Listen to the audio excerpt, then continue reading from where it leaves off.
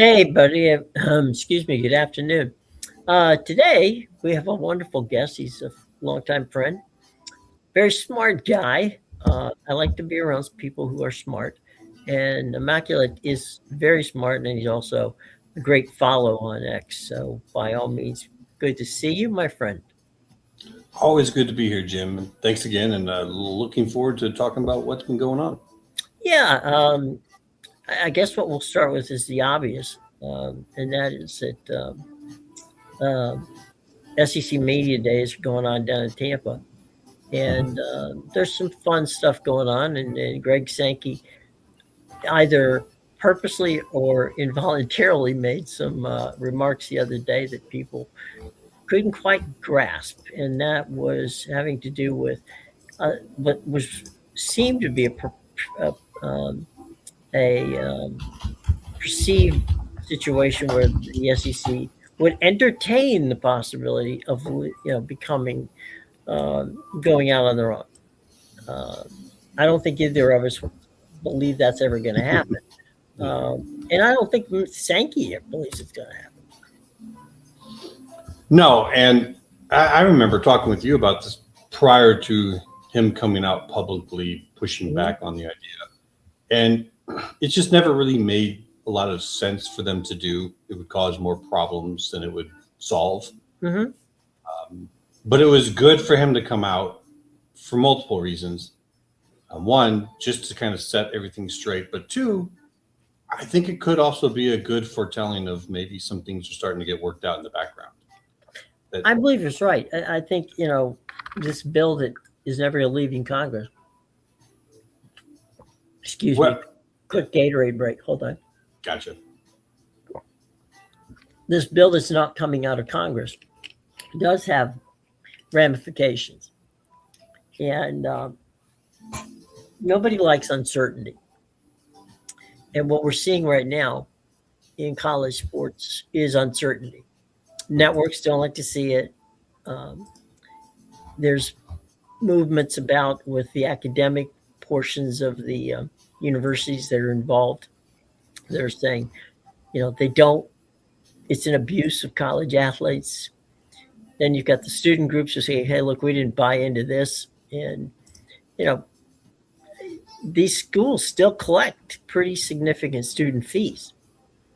And basically the academic side and the student side are saying, look, you're going to chase money that frankly is not going to help the school totally.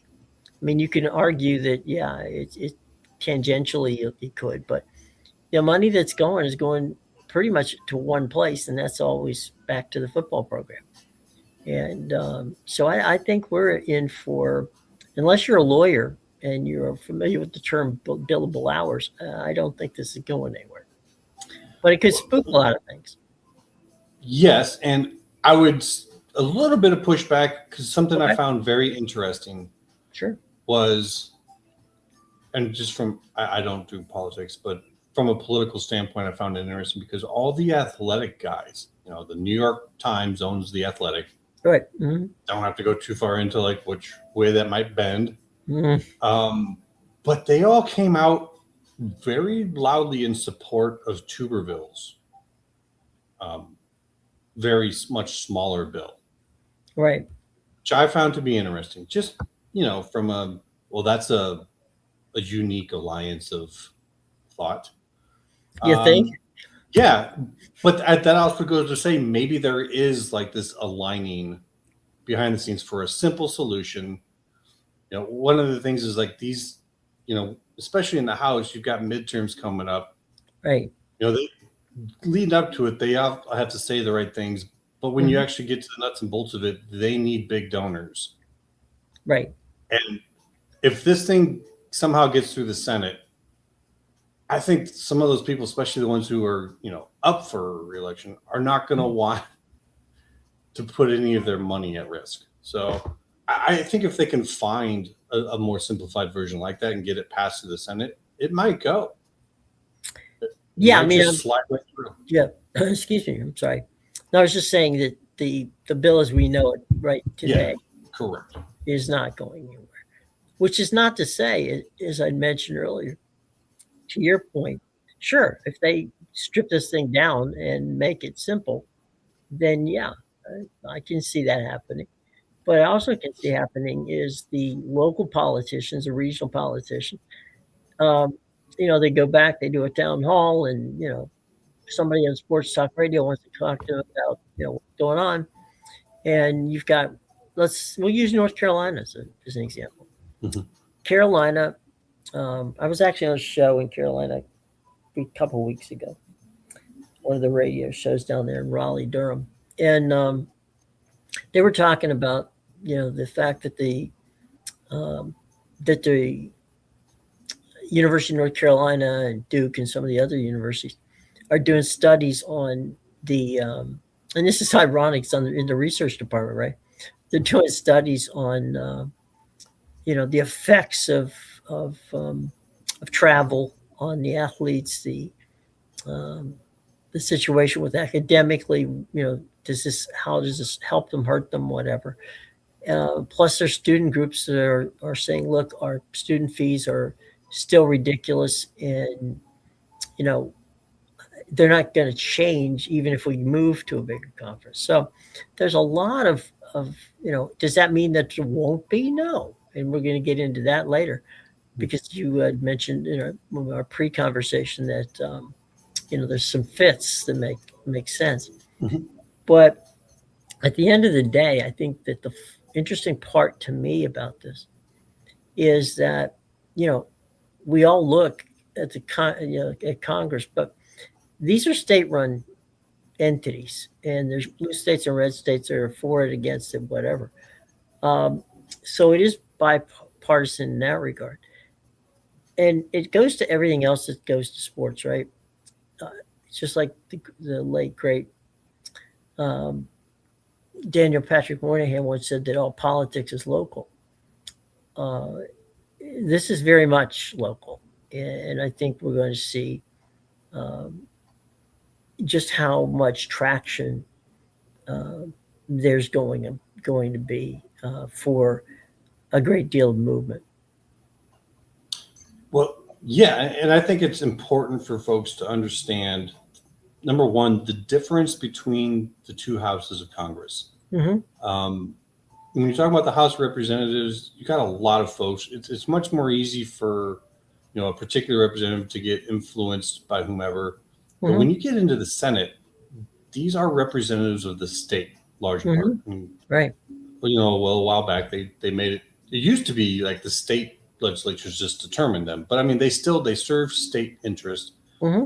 and that's where I'd say, like, in the background of this conversation is it's really got to just be about, okay, which schools are going to get brought up, Mm-hmm. because and it is state institutions. There's none of these senators are going to be working for name your private university, right? Like Right. it's just that's not going to end up being the case. And so that's what I think is going on. It's just the final decidings of like, okay, we are going to have to make it look like this is all being stopped, but we Mm-hmm. know that there's going to have to be another round. And so you've got certain senators who are it's no longer really about, well, we want to do what's best for the student athletes. Like that sounds great, but in the end, they are fighting for their constituency, for their state. Mm-hmm. Blumenthal for UConn. Right. Cantwell with her comments about Washington State. So that's honestly where I think the real talk is behind the scenes. Mm-hmm. And so that's why I say it's important to notice what Sankey said and how he Right. changed, because there are good fits, but I also think there might be some not so good fits in the future. Mm-hmm. And I'm cautiously optimistic right now at this point that maybe they are getting somewhere. My guess is, in talking to some guys in the Big Ten and the SEC this past couple weeks, and Big Ten's coming up this week, that the situation is they've got a lot of different scenarios they're running through their heads right now as to who they may or may not add with regards to the relocating of members and offering that opportunities. But and they're just the game in and out. I mean, right now conferences are getting feedback from their own groups. We just saw the University of Michigan president talking about he would be for it because he feels that that this would allow them to do it right, as opposed to what I assume he feels they were doing wrong. But it was a Sankey-esque type response. But and then there's guys like the Nebraska gentleman and the president of Nebraska and others who are just like, no. We're where we are right now, and we're happy with that. So, in regard to that, just so folks hearing that, whatever the Michigan president says probably has a little more weight within the Big Ten than what the Nebraska president says. That would be yes. Even when they are a bit of a pariah in the conference, right? Their opinion still matters a lot more. Ask Notre Dame, yes. Yeah, like it still carries weight, even though there might be some things that they get pushed back on nowadays where they wouldn't have before. I think that's more likely to be the overall thought. I don't know why Nebraska would not like it. I have an inkling, and that's if they get to 20 and they do 4 divisions of 5 teams, well, guess who's going out west? They're already out west. It's you're the 5th out west, and it's a lot of travel in football only. Feel lucky to. So I can see why maybe they don't like what's coming as much as Michigan would. So Bomber, I will tell you what, buddy. We'll get you here in a minute. Hang on, let me. I'm going to put a link in the area here, and you can join us. Hold on, give me a second. We have a buddy out here who we both know, and we always enjoy having him.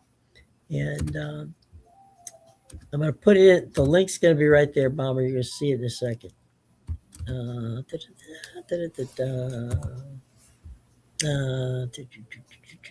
There you go. Click on it and come on in. Join the conversation. Excuse me. The network people I've spoken to are all about, about how do we do this. They don't know how much money they're going to get at this point. Well, to that real quick, it's something I definitely want to point out. I would have to think for the networks, college football, like buying into it, has always had to feel like you're buying into a ticking time bomb. Because you don't really know, like, what lawsuit is going to be the one that just destroys this thing. Mm-hmm. If they get some protection, antitrust protection or whatnot, or they get the new autonomous situation going where there's protection in that, how much better do the networks feel about this? Like, and then does that loosen up pockets? Because you've talked a lot about this from your experience. That's something I wonder is, like, how much does that add value if they were to get that kind of protection? Man, it would help. Yeah, I don't know how to value that at all, but I have to think that there is considerable value, and we know this isn't going to crash it, so we can invest for the future much better. Yeah, I mean, there's no question about that. Jerry's got a question for us. Why don't you take a look at that while I send Bomber something here? The only time I watch Big Ten or Southeast conferences when they're playing an ACC team or Big 12 team in the playoffs. They're not going to become national. Yeah, I mean, I think he's talking about like a breakaway from the NCAA. I agree with him. Like, it's a threat, right? Like it worked in getting them their governance in D1. Sure, they did it twice, 2014, and then just this past summer, last year. So they're trying it again. And that's all I read into it. So I think Jerry's right. Like, there is an ecosystem. Sure. And it's like saying the lions and the tigers are going to go run off to their own jungle where there's no deer. Or it doesn't work as much as some people would like to make believe. No, absolutely doesn't. And the other thing too is that, as I said, from the network standpoints, we're seeing the money's not as big as it once was, right? And networks don't always have it. And Bomber, I just sent you the note to get in, bud. So there we go. Accidentally hit something. Anyway, Jerry, yeah, I just DM'd you on your I DM'd you on your X account. Yeah, and I don't know if Jerry, if he saw the interview that Brandon Marcello had with Sankey, but he pretty much pushed back on the reporting that they want to break away from the NCAA. So I think you'll see that kind of make its way into what you see coaches talking about and talking heads. It will change, Yeah. You're toning down the rhetoric, so it's going to take a little bit for everyone to kind of move away from that. But that's pretty much dead in the water now. Yeah, I think that the interesting part to all of this is there's a ton of speculation, and that's cool. I mean, that drives people, and I've been involved in plotting out scenarios of what happens if this then that, right, situations. But at the end of the day, college sports does drive traffic. There's no question about it. The problem is you've got the NFL with a massive contract up. You got MLB with a massive contract up. So how much money in reality are these people going to be able to deal with?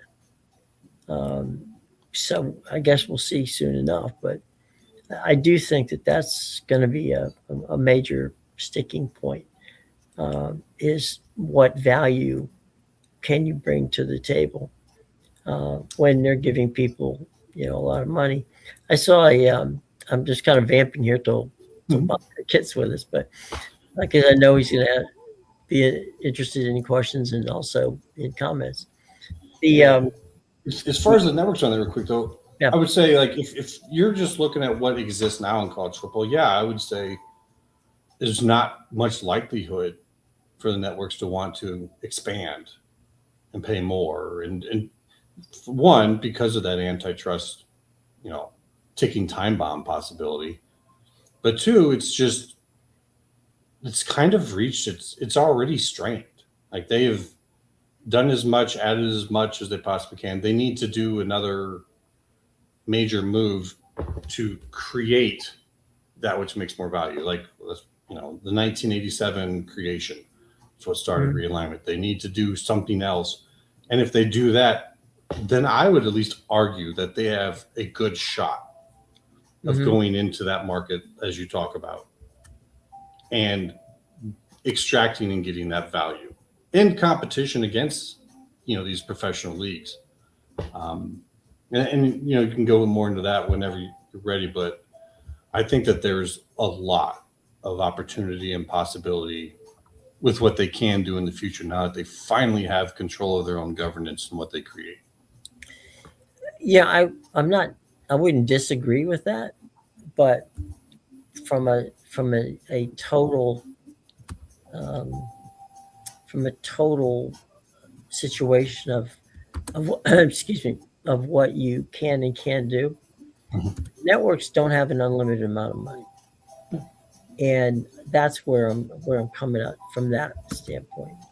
Sure. It's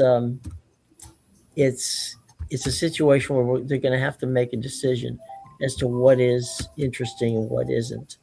But like baseball and all these sports, they are kind of stuck where they are.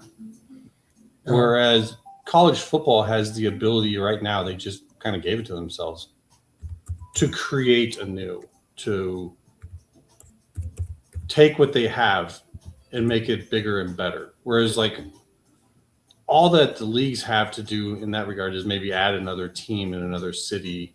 So like what they are now is what they are. And so like if I'm comparing that to what college football is now, yeah. But if I'm looking at college football as maybe a network and saying we invest in it now and they're about to have this big change in growth, I would say that's a good investment. Whereas like the major sports, they're big, but what growth is there? Well, it's, how do I put this? I've got money to spend. Okay, network. How much can I? Do I drop golf to put more college football on? Do I drop my NASCAR deal to do more of one other? There we go. Hold on. Let me get him in here. Okay. The man, the legend. How are you, my friend? It's been a long time. How much can I? Yeah, it's been too Can long. I? I just want to say hi to Immaculate. Hello. We We're agree getting to some feedback disagree there. on things. Yeah, I turned my thing on. Oh, good. We agree to disagree on things, but one question, there's no question that Immaculate puts in the time and he knows this stuff inside and out. So I'll just say that up front. So hi, how you doing, Immaculate? I'm good, man. It's been a while. Nice to see you. It's been a little bit, yeah. Jim, we need to do something before the football season. I'm here, brother. Whatever you want. I know. You've been great. Not hard to find. Everybody on X seems to be able to find me, so I guess. Right. I completely agree with you guys talking about the new governance. Mhm. The antitrust exemption is where that's the leverage point that the conferences and schools have to not grant. Well, specifically, if you create an antitrust exemption, that's going to accelerate, in my opinion, a possible breakaway, because then the SEC and Big Ten are covered.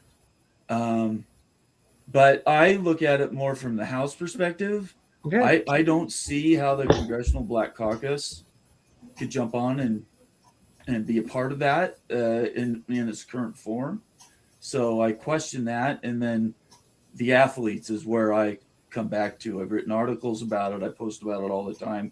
The athletes need a seat at the table, and they still don't have an equal share in that conversation. And so I just don't see how this act gets approved. I can't see the path. We just before you got on, we had talked about that, and there's no way that this is passing. It's got to be changed differently. Right. And and I agree.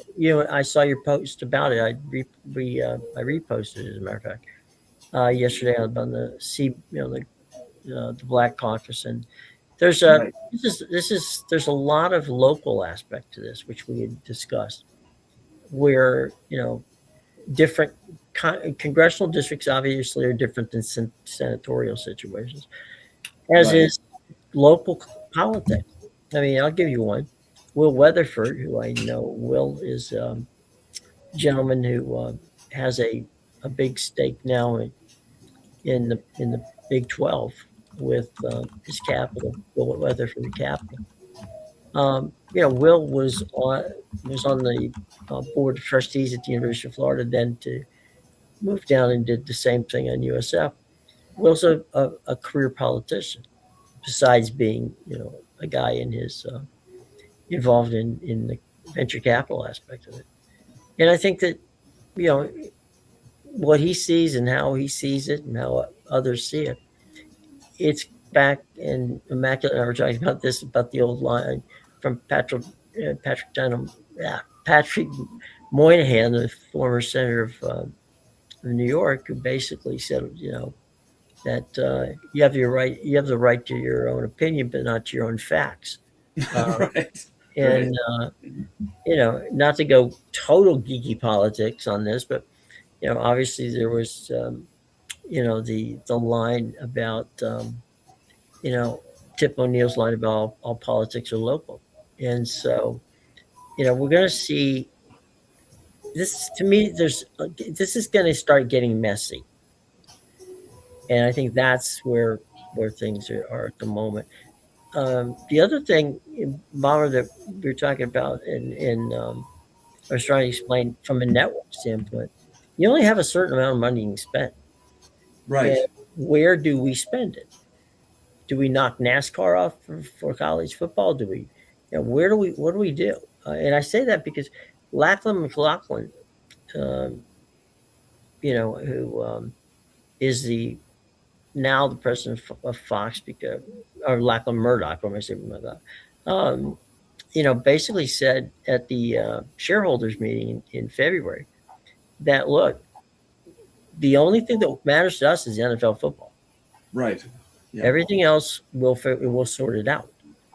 But when the NFL is asking for between a 50 and a 70% increase for the partners to be partners, that's a lot of money. So where do we spend our money? And that's all I'm saying to people. It's like, cool your jets on how much. Is there going to be a movement? Yeah, I would not doubt that in a minute. But is there going to be network money where the networks did in the past, where they'll pay to bring somebody up? I don't see that happening. Well, where is the extra money coming from? I'm asking both of you. I don't think there is extra money. No. I think not as things stand now. Done. There's not.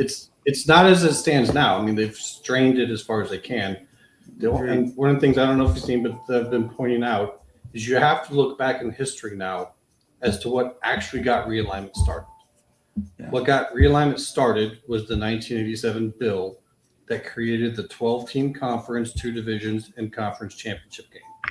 Nothing that didn't even exist at the time. There was no 12-team conferences. It was put forward by some lower division conferences, but we see who it's benefited. And that's what's required now. Like, there's no looking at, like, well, does this school bring enough brand value for expansion? No. Oregon and Washington, we're only got half shares. Like, we are at that point where it's strained to the max. So they have to create something big. That's why I don't talk realignment much anymore. I don't know. We haven't. I don't either. No, I don't. But the real talk, and I've been pointing this out, we can talk more about it, but is in the push for subdivisions. To do that split, they've done a lot of work in the committee, the membership committee. This has been in work since January. And when they do that subdivision split, number one, it will force the CFP to put on 2 tournaments. So now you go from a situation where you now have 11 games to possibly upwards of like 33 games. So you're expanding your supply drastically into a market that is very demand heavy. So that's why I say it's right now, it's not about this brand value or that brand value as much, to a degree, but it has to be about what are they creating to make this thing that much bigger value. So that's kind of what I've been focused on these days, Bob. Yeah, and I think that's look, it's a mess. Yeah. We just have to say that out loud. And when was the last time an emergency fix to any problem always generated the best decisions? Let's say 0 to 10 scale. I'm pretty sure mine is 0. Right. So the rush to get this done, in my opinion, is all PR stunt. The Senate has sucked all the oxygen out of the room. They're not talking about labor at all. And the House still has sway. The Congressional Black Caucus is massive in the House of Representatives. So I think Danielle, and I always get Danielle's last name, Danielle Kelly, friend of the show, is an assistant attorney general for the state of Florida. And I spoke to her about this, I don't know, a month or so ago. And I was like, you're the state. How do you look at all this nonsense out in the world? She actually deals with antitrust. Sure. So the state of Florida has an official stance that anything that comes out of the current form of the NCAA and governance, the state of Florida is going to sue them. There's no way they're going to allow that to go through until they start dealing with some of these bigger issues. And so I suggested this a couple days ago, and I got a lot of scoffs. But I mean, people have been talking about it. I didn't invent this, but I think this bill is a big, ugly mess. And what they need to do is completely reset. And this is what Kelly said: take the next 2 years, build something right. And by the way, that timing would work good for the new media deals for the Big Ten, the new media deals for the SEC, Big 12. So that's how you solve problems. That's how you build generational wealth and success. Is start all over, break it into 5 or 6 smaller bills, things that are a little bit easier to digest in pieces, and go through the next Congress and get it done. And a lot of my friends that are in social media disagree with me vehemently. Like, they think it has to happen now, and if it doesn't happen now, the world will end, type of language. And maybe that a lot of that's facetious, but I think that feeling is coming out of Greg Sankey. It is coming out of Tony Batiti. And Greg Sankey, what was it yesterday, said, and I'll end on this. Greg Sankey said, we can't do it. I mean, we could talk about this forever, but a breakaway without an antitrust exemption is a non-starter. Right. So everything has to have the base of, I think it needs to be based on the athletes, negotiating with the athletes, and then the antitrust exemption. Yeah. I think the key too is that as we see the media situation moving, right, there's no rush here to get it done. Yeah, I don't think. Because we're in a midst, and Amanda, look at you in here. I'm sorry, but I just wanted to finish on Bomber's point. Things are moving in a streaming direction, and it's going to be a major part of sports all the way down the way.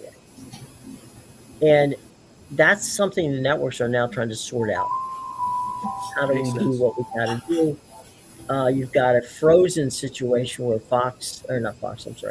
where CBS, Paramount, and Turner in that deal with Skydance trying to buy or merge with Paramount is there, because once that happens, then the TBS Turner Sports goes under CBS's budget and under CBS's sports budget. And so all of that's being worked on in the background, and there's a lot of concern about what money's going to be spent where. Amazon, Apple, YouTube, Netflix to a smaller degree. They're not in that business. They're not in the sports business. So for them to stroke a check for $100 million is not a problem. Okay. That doesn't even show a blip on their balance sheet. Apple alone this year has got somewhere in the neighborhood of $17 billion that they're going to spend on content. So we're facing a situation here, guys, where those of us who are fans of sports, specifically college sports, are going to have to pay probably a lot more money than we ever thought we could if we're going to follow everything in college sports. But okay, to that kind of seems a good time to step in. Good. We've talked about that a bit, and Bomber may or may not have been aware, but we've talked about like how Apple might get in there. I personally think they're going to be part of the ACC deal in the future. But also about the House situation, the group that you're talking about does have a lot of power in that because the situation is so split. Should they come with a much more dumbed down bill in this atmosphere of kind of like, we need to do this right before midterms when folks are trying not to make any of their donors unhappy, not talking about just your voters, but your donors. And this is to provide kind of an opposite perspective. I think that there is a chance, because if it's not so split, then a group like that doesn't have as much power. And what I pointed out to Jim earlier in the show is that the boys at the Athletic, which is a New York Times production, have all, it's like almost like they talked about it first, all came out in support of Tuberville's bill, which is a very unlikely alliance. And so it kind of looks to me as like, is there a possibility that some of the D side is looking at that saying, this is something we can do for now, like you're saying, like you said, get a more basic thing now that just solves the basic problem, and then you go and you figure out some of the bigger problems in the future. And so that's kind of where I'm looking right now, is like, could that bill get enough support on both sides of the house to where, you know, a particular group trying to use this contentious situation to get what they want, which is, that's politics, perfectly fine, maybe doesn't have as much stroke as they did previously with the more complicated bill presented arguably from one side of the house. Can you remind me, Yeah. Immaculate, on what that was? Because I know it surfaced again last week, but he brought that out a couple or 3 or 4 months ago, right? It was a while. What did that Yeah, he brought it out kind of as a side note, and it's Okay. really just a very dumbed down version, and like it gives some protections. There is something in there. I don't think it's necessarily dealing with the student, you know, unionization or not situation. Right. It's, you have to look it up, but it is a very, very basic thing. And I think I saw maybe 4 or 5 of the Athletic guys going, I can't believe I'm agreeing with Tuberville, but this is the thing we should do. And, Right. and I was like, okay, this is the type of thing you got to take note of, because this is basically, you know, bipartisan. When you get that group of guys and Tuberville agreeing on something, you kind of got to sit up and go, who else behind the scenes is saying the same thing? So that's not to say that will pass, but I do think that this big, fat, ugly thing in the Senate is being used by particular senators to get their schools. Oh, sure. moved in. Because they're senators, they serve the state. They got to serve their state institutions, you know, Blumenthal, UConn, Cantwell with Washington State. So that's what I think is going on. And the crazy thing is, I think we literally have senators and commissioners talking behind the scenes about who are you going to invite. If you're not going to invite UConn, then we're not going to remove this requirement for 5 years of independence, because, that helps UConn. So they're trying to get them in either way. Well, to your point on that, and Bomber, you probably know this and chime in. ESPN's been trying to get somebody to take UConn. I mean, they've been going nuts. You know, because they have a vested interest in seeing UConn in large part because of tax situations, which in the state of Connecticut they would certainly love to get out from under. So there's that, but it's you know, the thing with Tommy Tuberville, and this is, you know, it's hard for me to agree with Tuberville on whether it's light or dark outside because of how he was, you know, how he handled some of the things in the Senate, as well as some of the things when he was at Auburn. But that being said, you know, as the old saying goes, a stop clock is right twice a day. So, you know, I'm willing to give him the benefit of the doubt if he comes up with something that is legitimately, you know, helps things out. But, you know, Bomber, you brought up a point, and Immaculate did as well. All of us have an interest and a passion for college sport. The problem that I see in talking with athletic directors and others is that the student athletes, if you're not a football player, it's hell on you. Yeah. And it's taking a massive toll. Now, one of the things, and again, all I have to do is say the say these three letters and I get smacked down quicker than anything. BYU.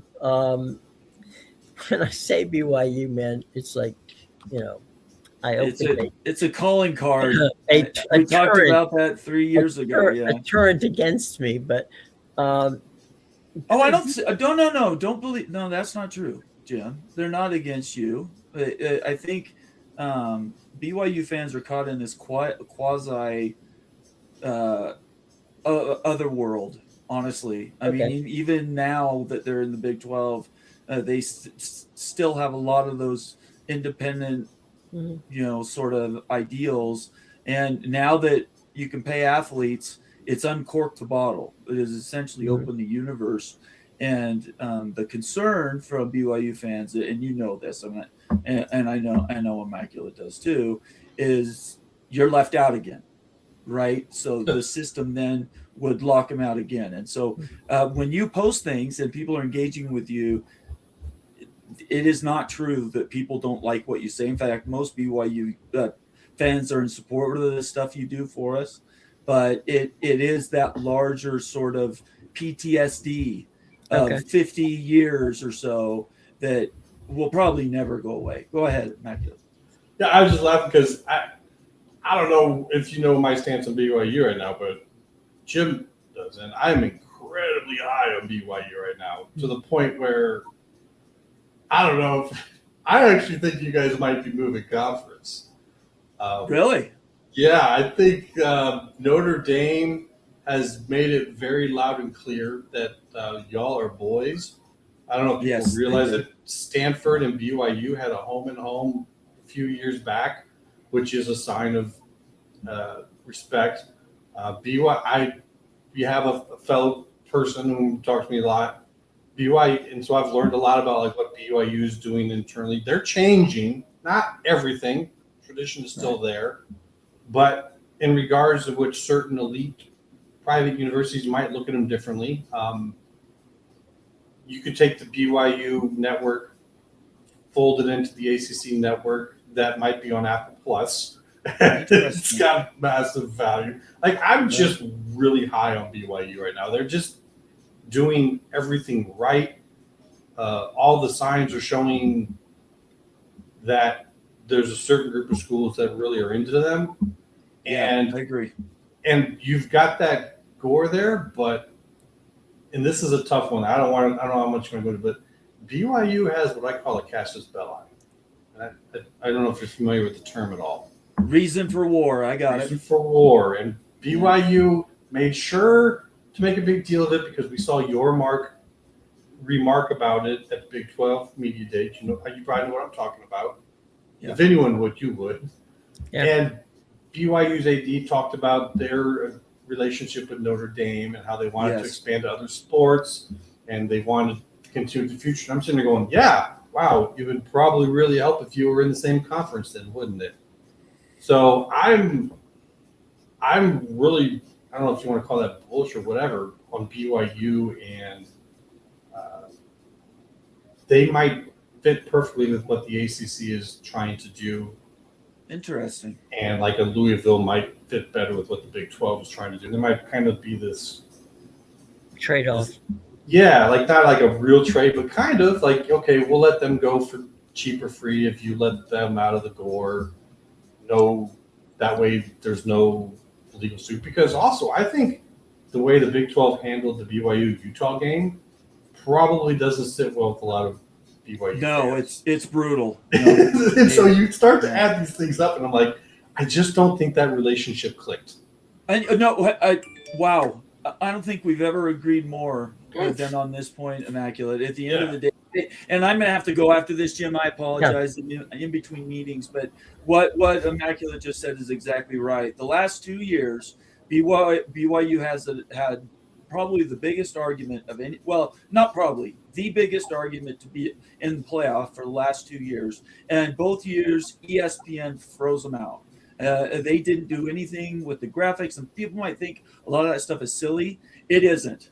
And BYU last year decided to go casus belli. I love that. I think after the first CFP TV show and the Big 12 not jumping behind BYU saying, yes, they need to be in the playoff. Yes, they need to be in playoff. Brett Yormark should have been finding any podium in the world to say they need to be in the playoff.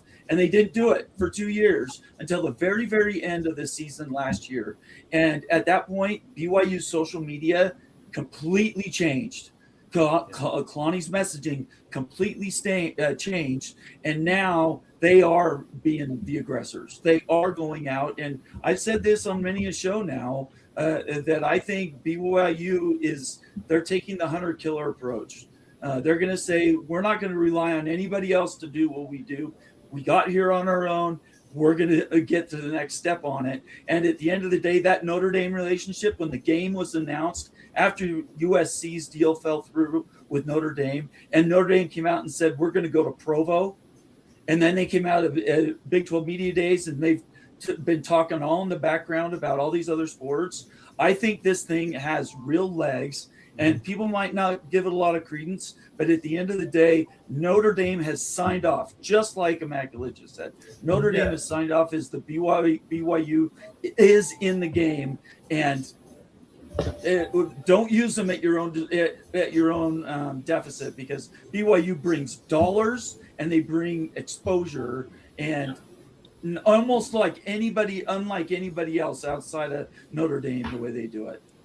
Yeah, it's almost like they had them on quick call. Like they had already been. I agree. I think they were talking before it even happened. Yeah. I think that's right. Jim, I'm sorry. Go ahead. I got a jet. We'll talk another time. I know you got to go. Love to talk to you. There's one real quick thing I have to say. Okay. Yeah. And that is, when I was talking about the BYU, how BYU got the fans back east, right? Yes. And when people were banging on me going, well, they don't have a national identity. So I said, hell, they had a national identity back in the 80s. Okay. Yes. I'm going to get you a guy. Gentleman's name is Frank Carney. Okay. Frank Carney was a program director for Warner Communications. Frank Carney liked to put college sports on all day.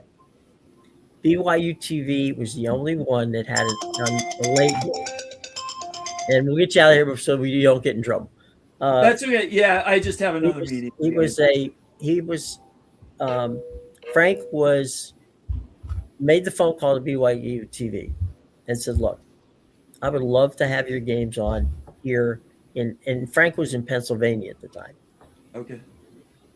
Frank Carney almost single-handedly distributed BYU TV in the East from Pennsylvania to New York City to the East Coast all the way down. And it was because Frank needed something in the late night window. There was no college football. Everything at that point was tape delayed. Right. And he could get that BYU live in there. So Frank Carney, who's now probably sitting on the beach down in North Carolina if he's not playing golf, right. It was Frank Carney who said, you know what? These guys are fun to watch. And remember, that was the years of the team that won the mythical national championship. Right. So in '84. So there's been an East Coast connection to BYU. Right. That transcends anything having to do with the religious aspect of it. Give me his phone number. I'd love to talk to him. Introduce me to him. All right, do me a favor. Text me, and okay. I will, because I want to talk to you anyway.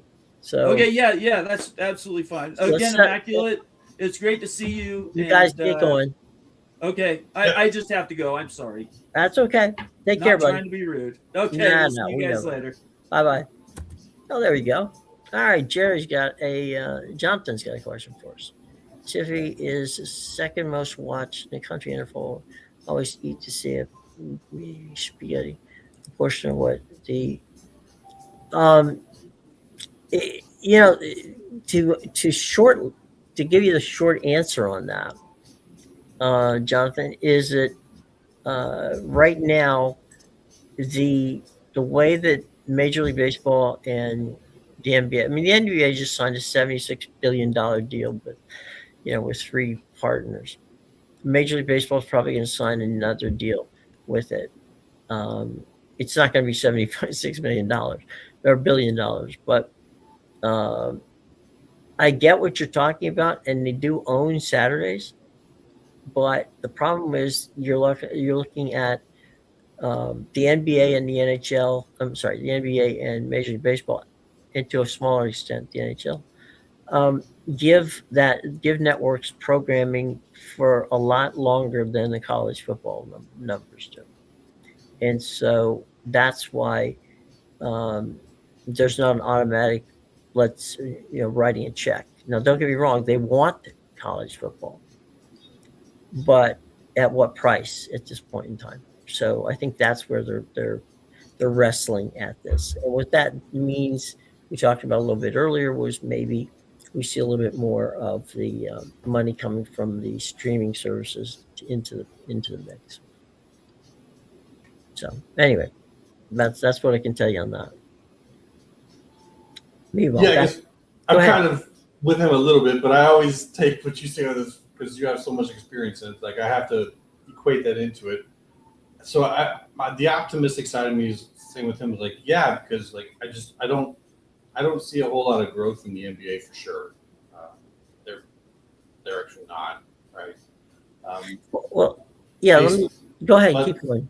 And baseball, I think that we could see a resurgence in baseball. I actually did a realignment plan for them because they're talking about it. They've talked about it. Sure. And so, like, it's a pretty serious realignment situation where you're taking teams from one league and actually moving them to the other and making much more geographically sound to get back to regionalism, localism. I mean, they would look a little uneven to folks, but if you took Boston and New York and Philadelphia and DC team, I had one more in there too, that division alone, with all of those games, could carry Major League Baseball. Like, I think that when they do something like that, and they're looking in that direction, you may or may not know about that. But that's when Major League Baseball worries me, in terms of like a college football perspective, is because that's gonna be a big growth situation. Yeah. But other than that, I think a lot of the growth, if I'm looking to get in and spend somewhere and like have the value raised, I still think it's college football, as he says too. So I don't know where I really stand on this full, because there's what you're saying, which is an industry knowledgeable perspective, versus me kind of looking at it from the outside saying, I'm seeing NBA kind of slide, Major League Baseball slide, but with this potential in the future. And with what I see coming for college football, which is a big, huge growth spurt coming up, I would take my chances in betting on that. Let me explain the NBA theory to you, okay? Yes. The NBA right now is, you can go to Paris and walk into a sporting goods store and get a LeBron jersey or a Steph Curry jersey. You can't do that with a college football jersey. No. What they're doing is they're playing to a global audience. They are building what, in essence, the NBA is. Look at who got drafted. They have four kids from France were drafted in the top 10 or 12 in the NBA in the last NBA draft. So my point being, the NBA is looking at something which is global. Sure. They're second only right now in attendance and in worldwide marketing just to soccer. So that's the way, so if you're asking me, are they doing well, in the United States, I would say they're kind of, it's kind of a flatlining situation there. Major League Baseball is pushing in the other direction, right? Shohei Ohtani, and what that's happened, Asia is blown up. The Caribbean is blown up for them. So I guess what I'm trying to say is that if we look at things just domestically, then yeah, I'm gonna 100% agree that that's where the money is, and where's the growth. Right. But as far as networks, like, are the networks in Europe? The networks have deals in Europe, which so in other words, let's take NBC for instance. Okay. Through Peacock and through other different deals, they can sign assign their rights to Sky TV, for example, first to Sky. As a matter of fact, you want to watch the NBA, it's on in England on TNT, which is ironic given the fact that on here it's not on TNT. Gotcha. Different markets, different deals. So they basically can the networks basically sub-license their content to international broadcasters. Fair enough. I guess I am just looking domestic. I mean, obviously, we've talked about what the ACC might do in the future, going more global with other sports. And for anyone looking at like, well, how do they build value? Especially for like the ACC and the Big 12, I think that's what they're looking at. The Big 12 kind of got a little messy trying to go south, but I think as a country as a whole, you're going to see a lot of investment going to the south. So I think there's going to be an expanded market there in the future.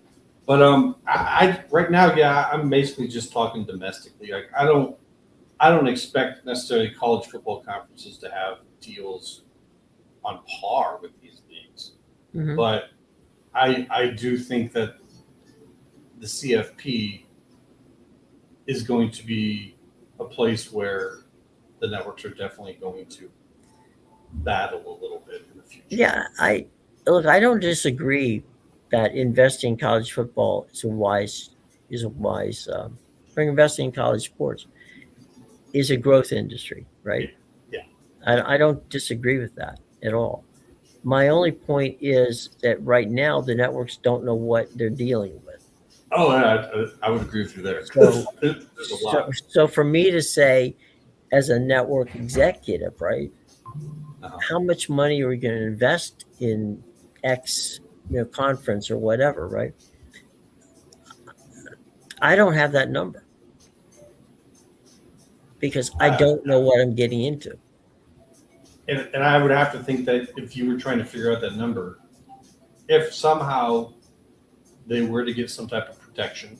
Now, as you pointed out, the major leagues don't have that protection either, but they do have collective bargaining, which removes the major threat. I think that something like that, you will see it in college sports. Well, anything that would stabilize college sports would be a big thing for them. And I think personally, I don't have like a report to point to. That comes in with autonomy as well. I think the conferences, that's one of the big things that the conferences will do on their own. Like not like a Division I or a subdivision wide policy. Right. But conferences will be empowered to do that. And that's what I think that they're waiting on. It's like, is Congress going to give us this? If they are, then we don't have to do that. If they don't, and that's why, Bombers talk about them pushing things off. I just don't think that the taste is there to do that. They've been dealing with this for so long, and these are human beings. Their stress point they've just got to be on edge. Like, you just want to get this figured out one way or another. So I think that they will get that one way or another, and we will see this get pushed forward. So, whether it's protections from Congress or whether the conferences themselves start to do CBAs, I think there's going to be a solution. So let me ask you help the networks. Let me ask you a question which I don't have an answer to. Okay. But I thought, the fun thing is to bounce it around and see what happens. What if, let's say, I don't know, 5-10 years, whenever the grants of rights are all of these conferences are open, right?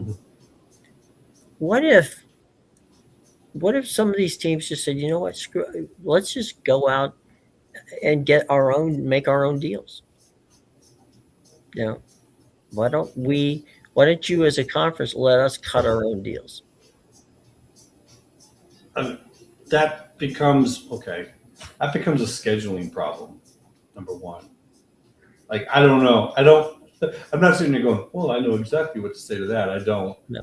But I would have to think that just causes so many scheduling problems within the conference.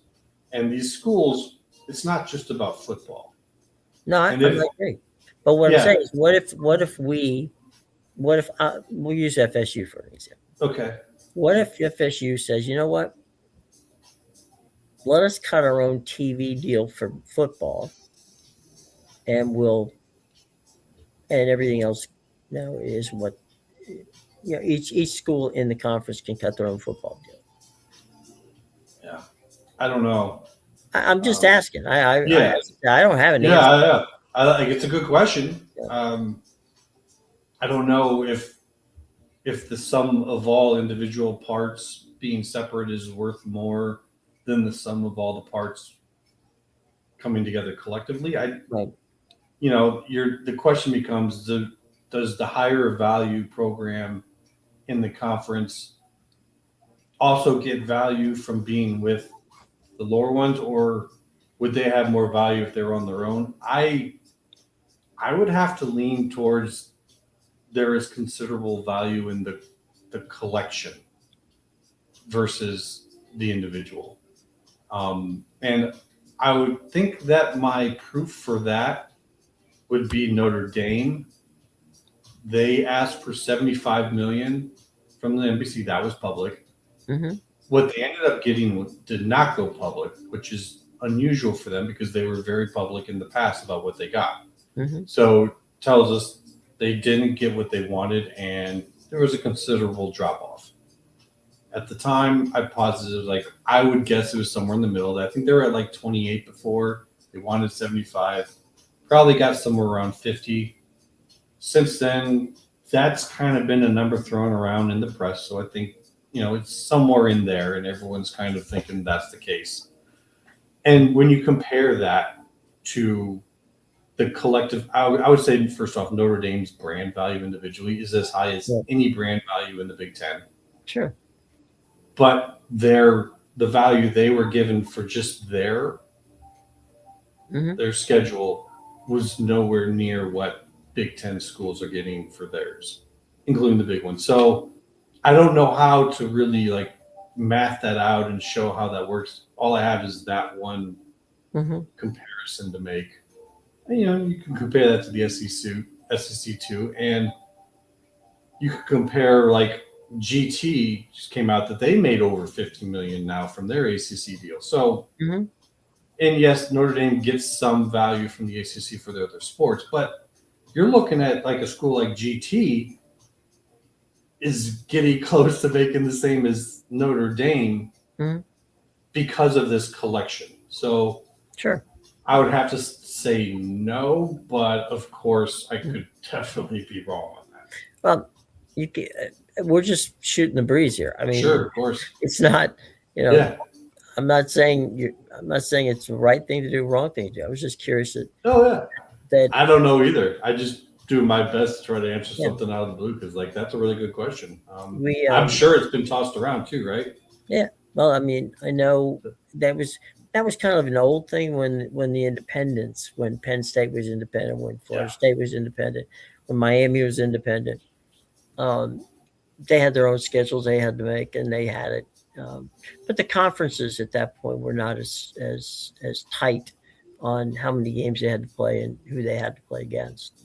TV deals weren't that big of a deal. No, TV deals were not that big a deal because, as I think, I don't know if we chatted about this last time, about I think about when I gave Hootie Ingram $125,000 for all of his sports rights in 1981.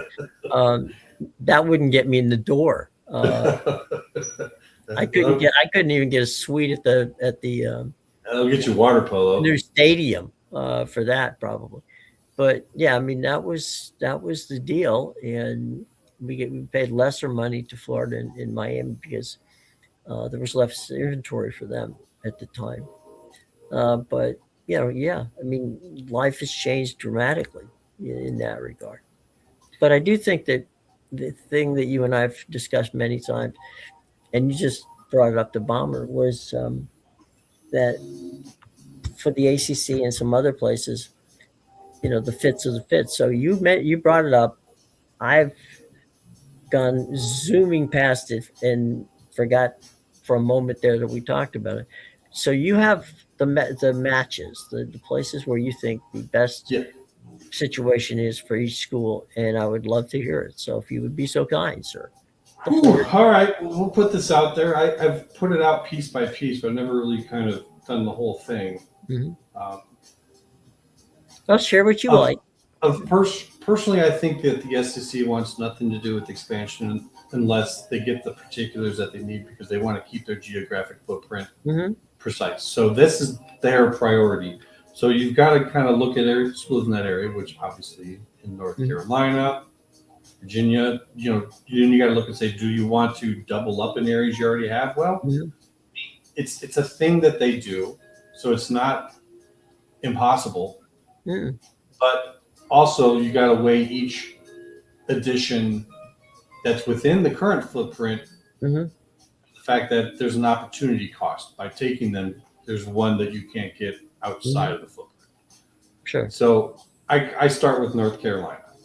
I don't think the SEC is going to play ball with anyone unless they get North Carolina. So as a starter to make this whole thing work, you got to figure out a way to do that. I think the Big Ten's probably moved on for them, saying, yeah, that's fine.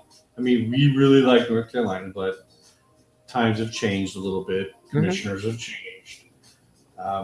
So I start with that, and I say, well, then you have to look at the North Carolina Board of Governors and the North Carolina state situation, and I put them in there. And I say North Carolina fits to me actually better with the SEC than with the ACC of the future. Because they're like a 35K plus state university, high grades, but so is Texas. Right. I think that they would probably, going into this new future, would fashion themselves more and want to be more like Texas. People like to talk about the North Carolina-Virginia relationship, which is real, but times have changed. One's a 35K state university, and one's a 14K state university that acts more like it's private. Yeah. So I think there's a divergence there. Whereas I think North Carolina is a really good fit with the SEC, whereas I don't think Virginia is. So in North Carolina State, undervalued by most people. Especially a lot of the investment going on there in Raleigh, right around there, public, private. Sure. Their brand value is going up. That's a growth. I guess I'd say that's a growth stock. Sure. So I have them both being a move into the state of North Carolina because it's kind of like a situation of you don't get just one. The bog is sitting there saying you can have them, but you got to take them with them. So I think that that's a twofer for the SEC. I look at Virginia Tech. People tend to think Virginia, but like I just said, I'm not there. I'm more Virginia Tech. And how ESPN loves to showcase a big brand going into that stadium and everything that goes on there. They know even when that team does bad, the stands are full. Same case with North Carolina State. So if you're going to pay someone more, you kind of want it to be a place that's not a black hole. And I think that no matter win or lose, Virginia Tech and North Carolina State and the SEC still provides a place for them. So they're good fits. And also, I think AAU-wise, you'll see them get AAU status if the SEC goes along with this. But anyways, I think those, along with Clemson, are the good fits for the SEC because Clemson brings the South Carolina rivalry into the conference. They bring their deal with Notre Dame. So every other year, the SEC deal will have Notre Dame in the game. Versus when I look at like Florida State and Georgia Tech, I don't think that they add that much for the SEC. Would they be good fits? FSU could be. I just don't see that really for GT in their mindset. I think GT is a perfect mindset for the Big Ten. With issues in the future with what the government's trying to do on research, GT does all the types of research that are not going to be touched. If anything, they'll go up. So it's a good growth spot for the Big Ten in Atlanta. Mm-hmm. I don't know if you follow FSU closely, but they are being very vocal about all the new research deals they're getting, and it is considerable. It's like, holy cow! So it feels to me like they're now clued in, piped in. However, I think that is a tremendous fit for the Big Ten because it's in the capital of Florida, which is a future growth state for a lot of what's coming. Mm-hmm. So I think that those are just good fits for what these conferences want to do. I don't think anymore that the SEC thinks we don't want the Big to plant a flag down here because recruiting doesn't work the way it used to work. I used to feel that way. Like, no way the SEC would let the Big Ten plant a flag in the South, but it just doesn't work that way anymore. So I think those guys fit that way. Bummer. I have my eyes on BYU. I think they have found that the Big 12 isn't really a good fit for them. And clearly some powers that will be in charge of the ACC in the future have shown an appreciation for them. And I think that goes a long ways with them. I think the likes of Louisville fits better with the Big 12 than the ACC now, and especially the ACC of the future. Mm-hmm. So I think along the lines of doing this, when you have kind of one of those, you're not moving really for a whole lot more money, you're moving for a better fit. Those are the two that really stand out to me. I mean, to me, you go to Blacksburg, Virginia Tech, you go to Louisville, you go to Raleigh, to NC State. Mm-hmm. What was the other? NC State is Virginia Tech, North Carolina, NC State, Clemson, and Virginia Tech. Clemson, right. The I would say that if you went to every one of those stadiums, except for North Carolina. North Carolina, right? I agree, but first, let me say I do agree that North Carolina is the number one target for the SEC. I believe that 100%. But I was just going to say the irony here is the three other schools that you named are more SEC-like. Are more. You go to a game there, and you could be. It would be like feeling like you're going to a game at Mississippi State. Okay, I'm only because of the size of the stadium is the reason I'm not putting them on the level of an Alabama or someplace like that. But Blacksburg has always been a great football area. Louisville almost became a Big 12 school years ago. That's where they wanted to go first. Yeah. Yeah. Carolina State, been there a few times, and they're on a Saturday afternoon. That's a strong football situation. So 100% on all of on what you're saying there. And again, the funny thing to me is the irony is that the one place that doesn't quite fit the aesthetic, if you will, is Carolina, but Carolina is 100% their number one target.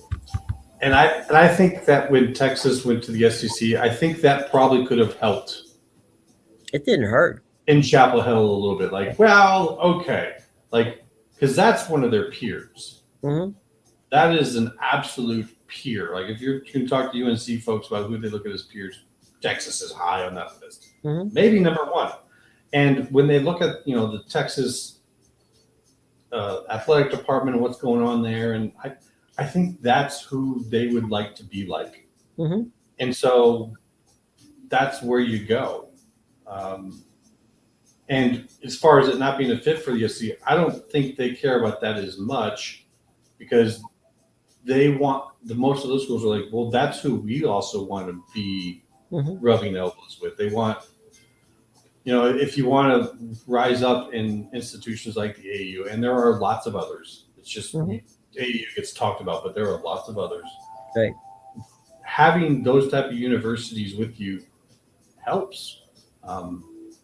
You look at the SEC involvement in the AAU currently. Previously, it was just Florida, Vanderbilt. They added Missouri, they added A&M, they added Texas. They're sitting at 5. If you add North Carolina, you get to 6.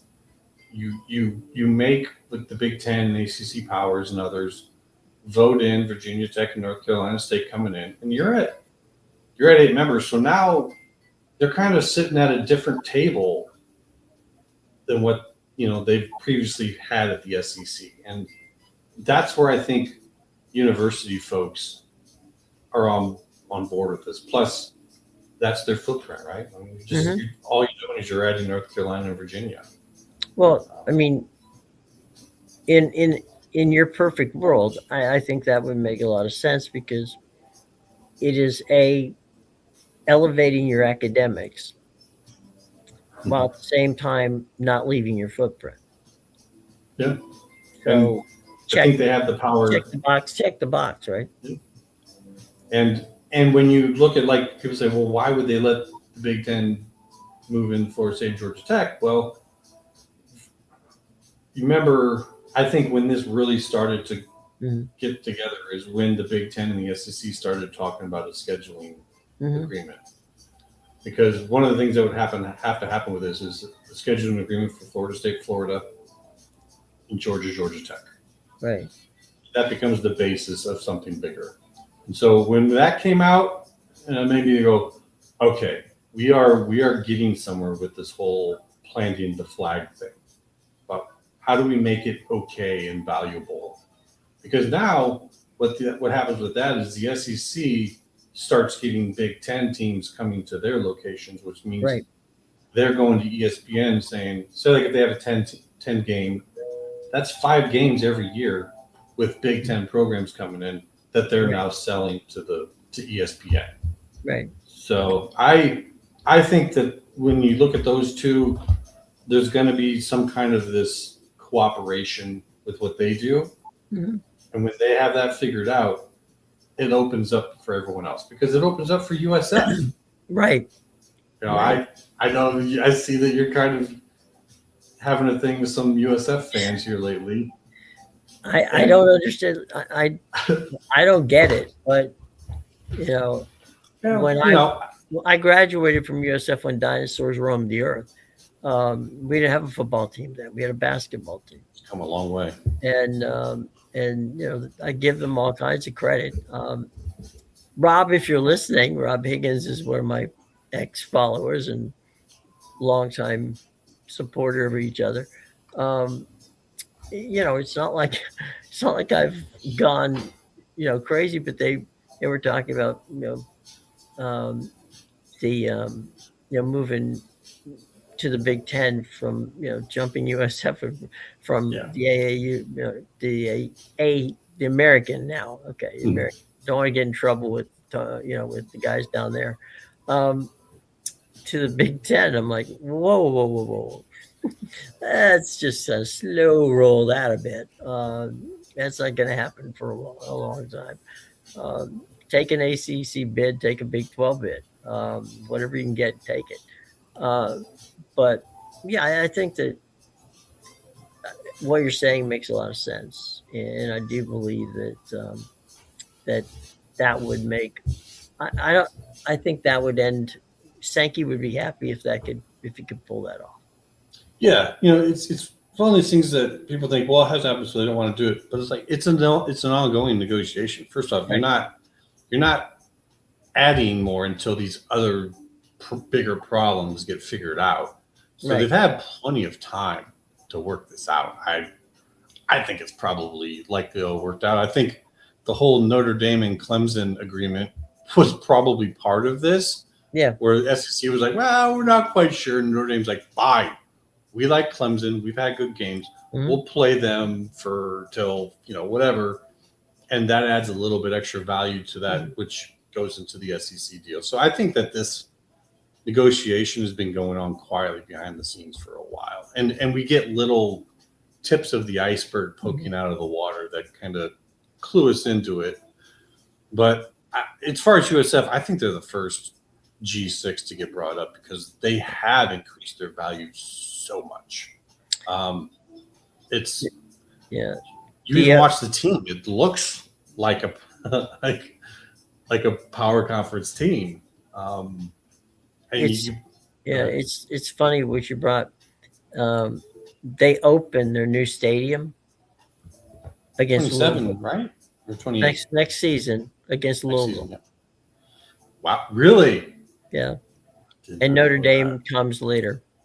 I see, because I have them paired up with Louisville So to join the Big 12, because the Big 12 needs UCF to wake up, and I think couldn't have been predicted, but for whatever reason, their move to the Big 12 just didn't seem to really catch. it didn't land. It's like with the people there. Mhm. And even when you consider like Houston is there and Cincy are there, Right. it's still. Whereas if you now go and you tell those folks USF is coming with everything going on there, now there's like a almost like a primal reaction. There's a buzz. Yeah, because that rivalry is coming in there. Like you don't, and you know USF is coming in there hungry. Mm-hmm. So UCF is going to have to wake up, and they got their coach. Yeah. You know, I mean, I talked a lot of trash about the guy at Nebraska as an Iowa fan, but he, in my opinion, he's back where he needs to be, where he had success, where he's comfortable, where life is good for him. And I'd say if you were to take that in combination with the USF to the Big 12 announcement, that is a huge value add for the Big 12. And I think that if it's them, you don't wait until the ACC invites them.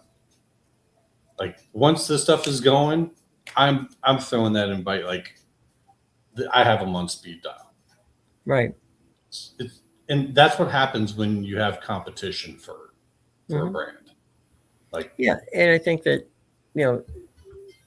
from the USF standpoint, they'd love to have UCF back as as the war on I-4, as they used to call it, back. But the other part of the equation is that they have history with a number of the teams that are in the Big 12.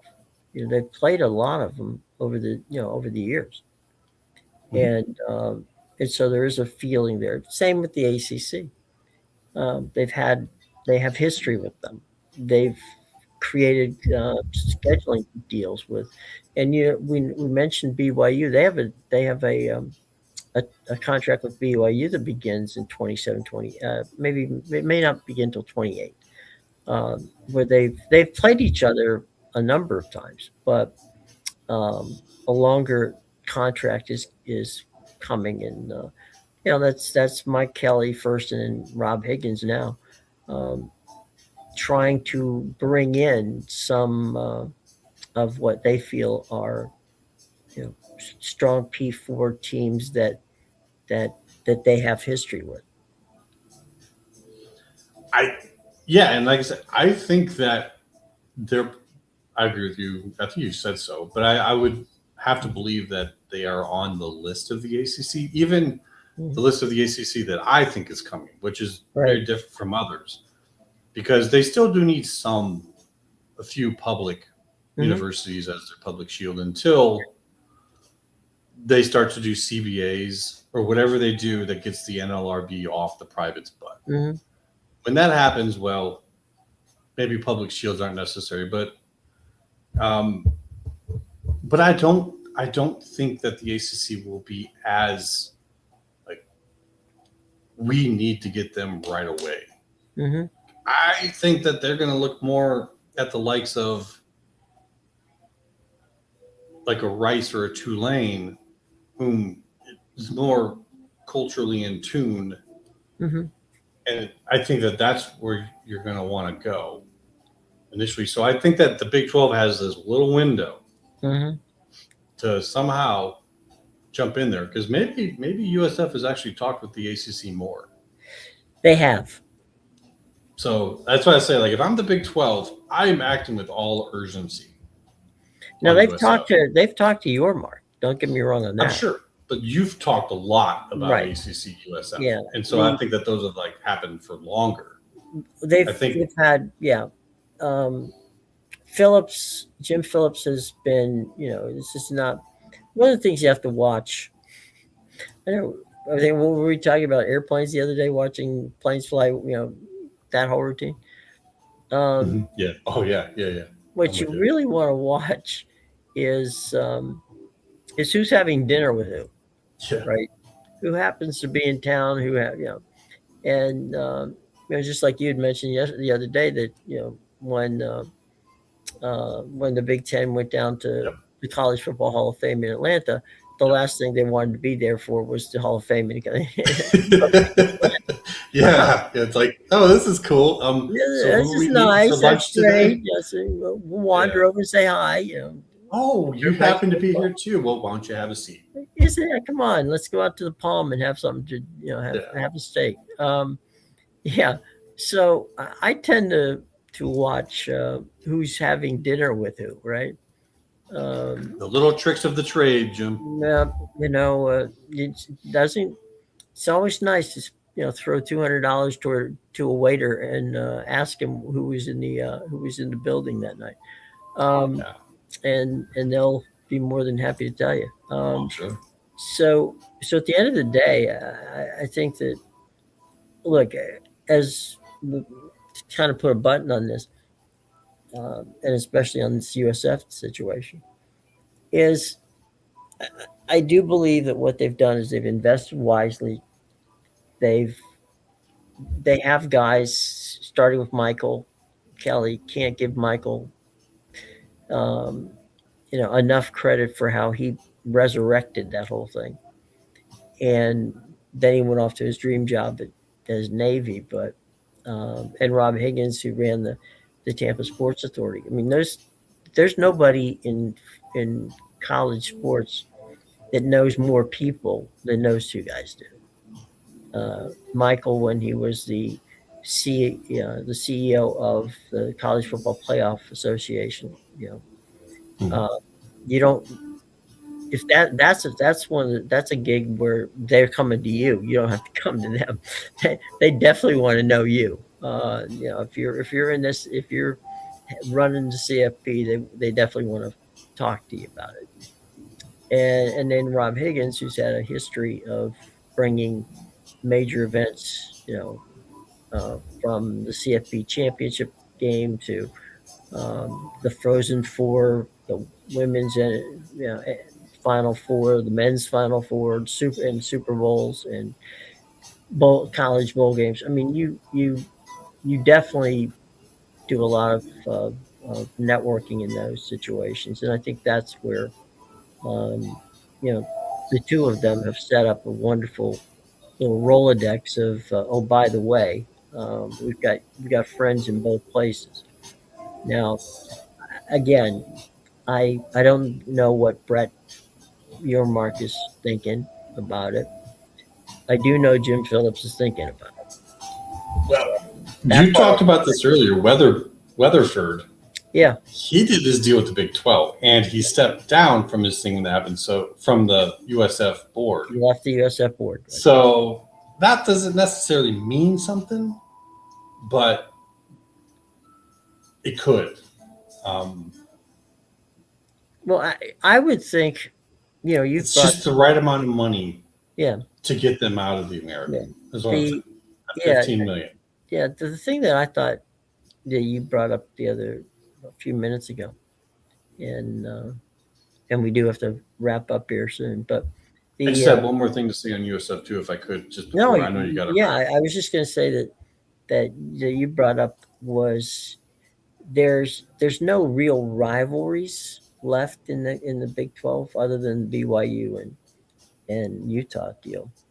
That rivalry between the War and I-4. The irony was when they played that game either the day after Thanksgiving or right in that window, right?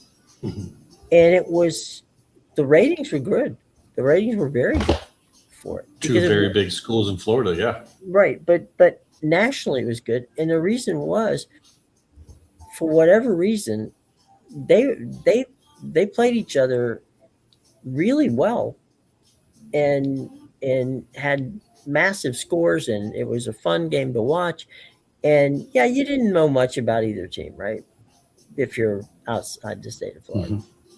But it was a fun game to watch because it was competitive, and it was, they didn't like each other, and you know there was a lot of points being scored, and so I do think that a relationship of bringing them back together would benefit not just the two schools, but it would benefit the conference.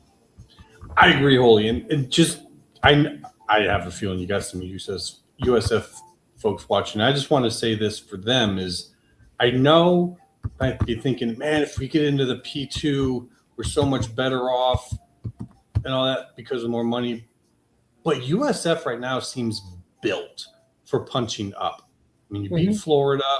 You've everything that they've done, as you've been talking about with the people and what they've done there, is built to not just run off of the network pay, but on all these other revenue streams. Right. So they're built to punch up. So now what to me matters even more is access. Now, if you go into the Big Ten or the SEC, how often are you going to see USF in the postseason race? Versus if you go into the ACC or the Big 12, I think you're going to see yourself there a lot more. And to me, that's where you build your value. Yeah. I think that if I was a USF fan with just how myself looking at this, I'd be like, that's where I actually want to be. I mean, it's so fulfilling if, like Big Ten was to say, hey, you're one of us. I get that. I can appreciate that. Yeah. But I don't see that in the cards. And I think a move to the Big 12 is the best bet, but a move to the ACC is not bad either. I just think that it's a better fit in the Big 12. Yeah. And access, in my opinion, to the CFP of the future when they're in a separate subdivision, access will be equal between the four conferences. Pay may not be. But that's a lot of access, and USF can really truly fight for those access points from the Big 12. I would be so excited if I was a USF person and I saw that happen, because you're built for it. You're built for punching up. You better chance at access. Like it just, to me, it seems like the perfect setup for the way USF is building for the future. Well, and to wrap this part of it up with the USF travel log here, the amount of people who are this week at the SEC meetings, the media meetings, there was no one who didn't say what a great time they had. And granted, Tampa better be a little bit more, media. Tampa's a good spot than Hoover, Alabama, which is where they've had it in the past. No shade on Birmingham, but really, guys. So I think what they realized is, wait a minute. Here's a major league city who's hosted big events, and now we've got a college there with its own stadium. That's with its own stadium on campus. It's built to punch up. It's all P4. You go on campus, you would think it was a P4 school. Yeah, to me, it's a no-brainer. It's the first one that gets grabbed coming up. I know that look, to those of you who are Memphis fans, I can't explain why you're not where you want to be. I really don't have a clue for it. But they weren't on Bowlesby's short list for the Big 12. I still think they got a shot too. I think I'm not saying that they're not. I'm just saying I don't. I think they knew. Like they always come to me and go, "How come we're not here?" I'm like, guys, don't ask me. I don't know. Yeah, the Big 12 didn't really say no to them. They just said, we're not even thinking about expansion right now. We're waiting No, I meant That's- whenever they added yeah. UCF and Houston and those guys. Yeah, So yeah, that yeah, there's a yeah. bit That's of a a tough there's a one. bit of a of a resentment still there on that one. That's fair. So Yeah, I guess I wouldn't have a good answer for that either. I think okay. Houston's obviously because they wanted to replace themselves in Texas. UCF, they were the Yeah. big time No, there at the wasn't that time. wasn't a bad. But and Cincinnati Then, had just been in the power, in the yeah, playoff. and, So I mean, look, I get all that, but yeah, I can't explain why Memphis wasn't there. yeah. I actually have Memphis as my bet for their 20th pick. That could be. So I think All there's right, a little bit well, of a rivalry with ISU. But anyways, that's another story. Well, thanks so much. I mean, it's been a lot of fun. We As we always. got we got photobombed by Boomer. So that Yeah, a little shocker. that was fun, and I greatly appreciate it as always. I really thank you for coming on. It's always fun to chat with you because you've got great insights and really think about things, which I think is very a rare situation in these days in college sports. But anytime, drop by, my friend. You are always welcome. Yeah, we'll have to get together. I think Mhm. next week might be interesting. So, Sure. We could we'll, talk after because the Big Ten will have had their meetings and stuff. yeah, that's kind of what I'm alluding to. Is like it's going to be interesting to see what Petiti has to say. Well, Tony's. I worked with Tony a long time ago. And the reports were he's in DC right now, so he's the Yeah. point man there. Yeah, he's Tony's smart. Tony's the guy who created the March Madness situation for CBS and then accelerated it by making the deal with Turner. And he and Mike Oresco were, really good guys back in the day when I was around doing games. You couldn't ask for two better guys. I mean, they treated the crew right. They treated the entire group who worked on college sports for CBS better than many others did. And Yeah. and he's done it. He did, when he left there to go and start the MLB network. I mean, I love the way they put that package together. And then he went. Major League Baseball was so happy with him when Rob Manfred left. They brought Tony over. So they got a good guy at Tony Petiti at the Big Ten, but he's a very strategic guy, and I think that's something that people are going to have to learn to. He's not more is more, which was kind of like Michael Warren's theory. He's going to be much more strategic about what they add, if they add. Yeah, I remember his first interview I saw him in was with the guy from Fox. The play-by-play guy from Fox. Yeah, and he said Johnson? one of his first priorities when he got the job was to reach out to the SEC and to fix and build that relationship. Mm-hmm. And I think we've seen a lot of that. Well, I mean, Tony was the guy that negotiated the deal that got them the SEC. So, what's that? Tony was the guy who negotiated the deal the with CBS deal. Yeah. I hadn't even thought about that, but yeah, I mean, I think we're seeing a lot of fruits of that. Like people say, "Oh, that's just talk." I would say no. Like I think for anyone who's followed either one of those for a long time, they didn't even talk. But now it's like Big Ten and SEC this, Big Ten and SEC that. Like I think a lot of that's Tony. So I think. Well, Tony's talked. Yeah, we can talk about this next week. But Tony talked a lot before taking over the position of doing a scheduling deal where the two would potentially have a Saturday night or a Sunday night. I'm sorry, Saturday night or a Friday night game, where Big Ten, they'd have like 5 or 6 games during the course of a season, where there would be a Big Ten SEC, game of the week together. So, flip that from back and forth where at one time it'd be hosted by the ACC and one time it'd be hosted by the SEC. Yes. We'll see. I'm sorry, the Big Ten is what I was trying to say. Well, my camera looks like it's about to go here. Yes. We can call it. There's a lot to talk about, and there'll be plenty more next week. So Yeah. Well, again, thanks a lot. I greatly appreciate you coming by, and we'll do it again soon. Yeah, always fun, man.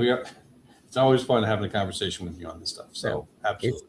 And right back at you. So let's have a good day, everybody. We'll be back tomorrow, and thanks, Emeka, for coming by and joining us. Greatly appreciate it.